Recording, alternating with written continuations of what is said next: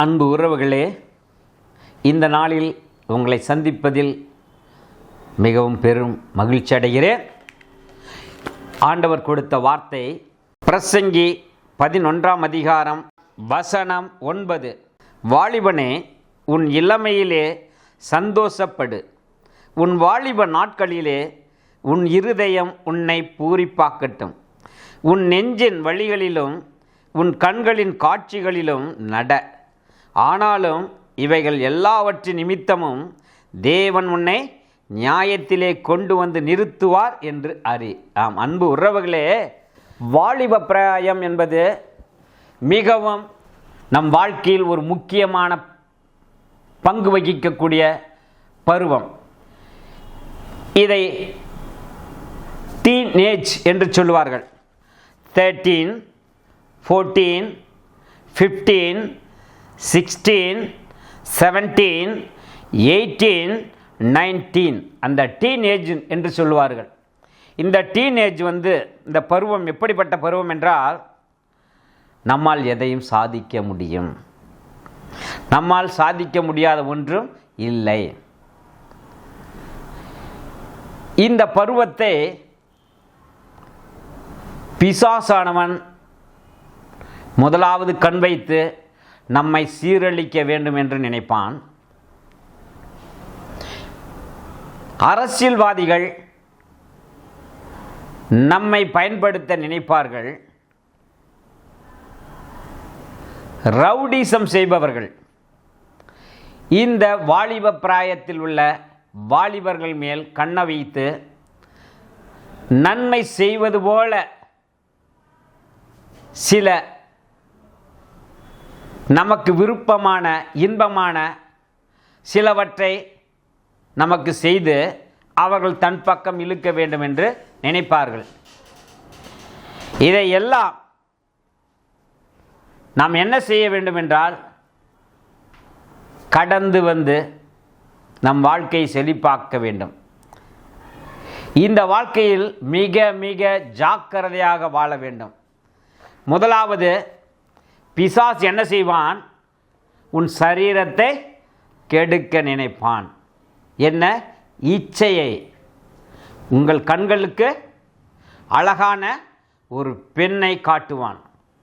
பெண்களுக்கு, வாலிப பிள்ளைகளுக்கு அழகான ஒரு வாலிபனை காட்டுவான். அது பார்வைக்கு இன்பமாக இருக்கும், இனிமையாக இருக்கும். உன் கண் அதை இச்சிக்கும், அதற்கு உன் சிந்தனை துணை போகும், உன் கால் அதற்கு துணை போகும். இதையெல்லாம் இயக்குகிறவன் பிசாசானவன். ஏனென்றால் இந்த வாலிப பிராயத்தை கெடுத்து விட்டால் உன்னை சீரழித்து விடலாம். உன்னுடைய வாழ்க்கையை சீரழித்து பிசாசு பாதாளத்துக்கு உன்னை கொண்டு போக முடியும்.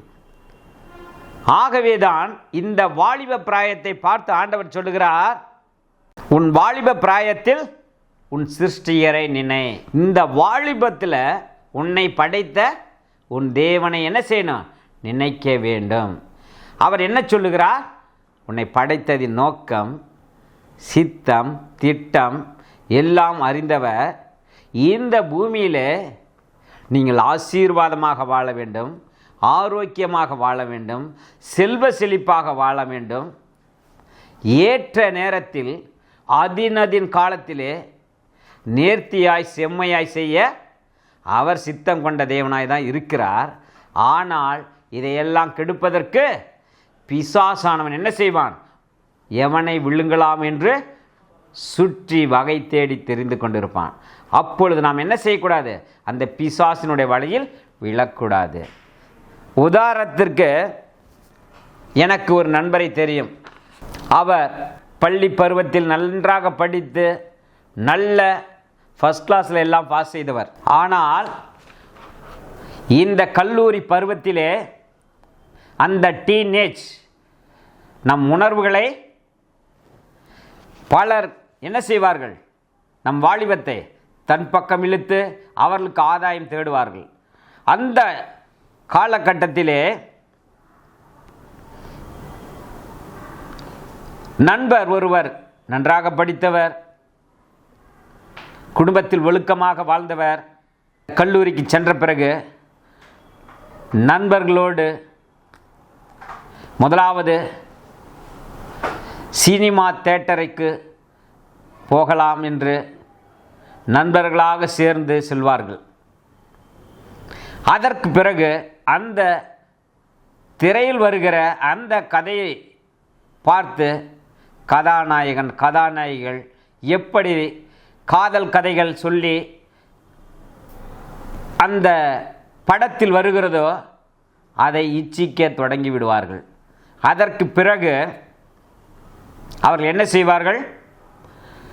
தானும் இதுபோல யாரையாவது விரும்ப வேண்டும், லவ் பண்ண வேண்டும் என்று நினைத்து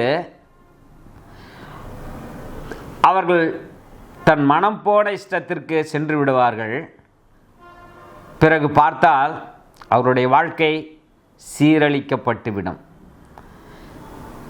பள்ளி பருவத்திலே முதல் மாணவளாக வந்த மகள் இந்த வாலிப பிராயத்தில் என்னவாகி விடுகிறார்?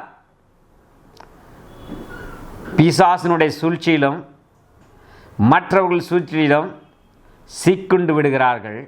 அவர்கள் வாழ்க்கையில் பார்த்தோமானால் பரிதாபமான நிலையமாக அந்த கல்லூரி வாழ்க்கை முடியும் பொழுது இருக்கிறது. அவர்கள் வாழ்க்கை சீரழிக்கப்படுகிறது. ஆகவே நாம் என்ன செய்ய வேண்டுமென்றால் இந்த வாலிப பிராயத்திலே நாம் மிகவும் ஜாக்கிரதையாக இருக்க வேண்டும். அதை தான் வேதாகமத்தில் சொல்லப்பட்டிருக்கிறது. பிரசங்கி 12:1, உன் வாலிப பிராயத்திலே உன் சிருஷ்டிகரை நினை, தீங்கு நாட்கள் வராததற்கு முன்னும் எனக்கு பிரியமானவை அல்ல என்று நீ சொல்லும் வருஷங்கள் சேராததற்கு முன்னும் உன் வாலிப பிராயத்தை நீ என்ன செய்யணும்? தேவனை நோக்கி பார்க்க வேண்டும். இந்த வாலிப நாட்களில் உன் தேவனை தேடி உன்னை படைத்த தெய்வம் ஆண்டவராகிய இயேசு கிறிஸ்துவை சொல்வதை கேள். உன் வாழ்க்கை செழிப்பாக மாறும்.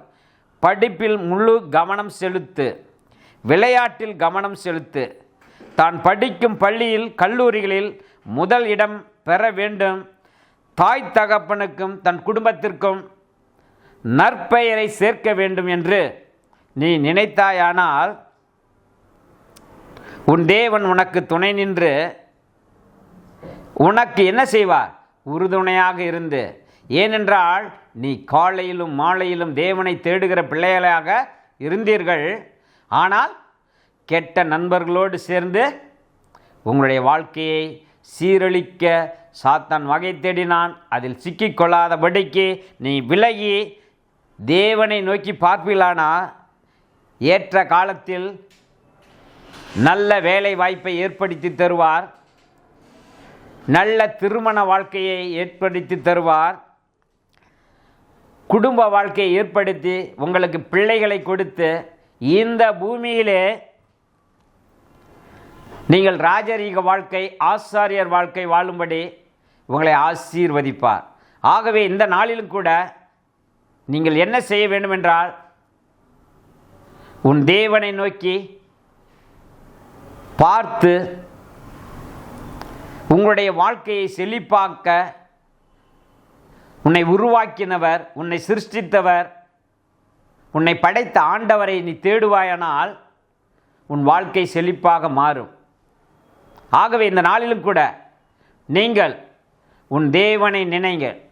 உன் தேவனை நினைத்து அவரை பின்பற்றி உங்கள் வாழ்க்கையை செழிப்பாக்க வேண்டும் என்று அன்போடு கேட்டுக்கொள்கிறேன். இந்த நாள் உங்களுக்கு ஒரு திருப்பும் முனையாக இருக்கும் நாளாக இருக்க வேண்டும். ஏனென்றால் கர்த்தர் சொல்லுகிறது, உன் வாலிப பிரயாயத்தில் உன் சிருஷ்டிகரை நினை என்று பிரசங்கி 12:1 சொல்லியிருக்கிறார்.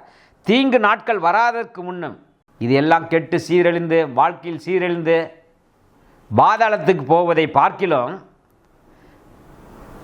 உன் தேவனாகிய கர்த்தரை தேடி பாவத்தை விட்டு விலகி உண்மையாக உத்தமமாக நீ வாழ்வாயானால் ஏற்ற நேரத்தில் அதின் காலத்தில் உன் தேவனாகிய கர்த்தர் உன் வாழ்க்கையில் என்ன செய்ய வேண்டுமோ அதை நேர்த்தியாய் செம்மையாய் செய்வார். இந்த நாளிலும் கூட இந்த வார்த்தையை கேட்கிற ஒவ்வொரு அன்பு பிள்ளைகளையும் சகோதரன் சகோதரிகள் யாவரையும் அன்போடு நான் கேட்டுக்கொள்வது, உன் தேவனை தேடி உன் ஜீவனை பெற்றுக்கொள் என்று இயேசுவின் நாமத்தில் வாழ்த்துகிறேன். இந்த வார்த்தைக்காய் தேவனை நோக்கி பார்ப்போம். வானத்தையும் பூமியையும் உண்டாக்கின எங்கள் சர்வ வல்லமையுள்ள தேவனாய் கர்த்தாவே, இந்த வாலிப பிராயத்தில் எங்களை படைத்த தேவனாகிய உம்மை நோக்கி பார்த்து நீர் கொடுக்கும் ஆசீர்வாதத்தை பெற்று இந்த பூமியிலே நாங்கள் செல்வ செழிப்பாக வாழ கர்த்தர் தாமே எங்கள் மேல் கண்ணை வைத்து எங்களுக்கு ஆலோசனை சொல்லி நாங்கள் நடக்க வேண்டிய வழியில் எங்களை நடத்தி உடைய சத்தியத்தில் வளர கர்த்தர் தாமே எங்களுக்கு அனுக்கிரகம் செய்ய வேண்டுமாய் இயேசுவின் வழியாக நன்றி சொல்லி மனத்தாழ்மையோடு எங்கள் விண்ணப்பத்தையும் வேண்டுதலையும் ஏறெடுக்கிறோம் எங்கள் ஜீவனுள்ள நல்ல பிதாவே. ஆமேன்.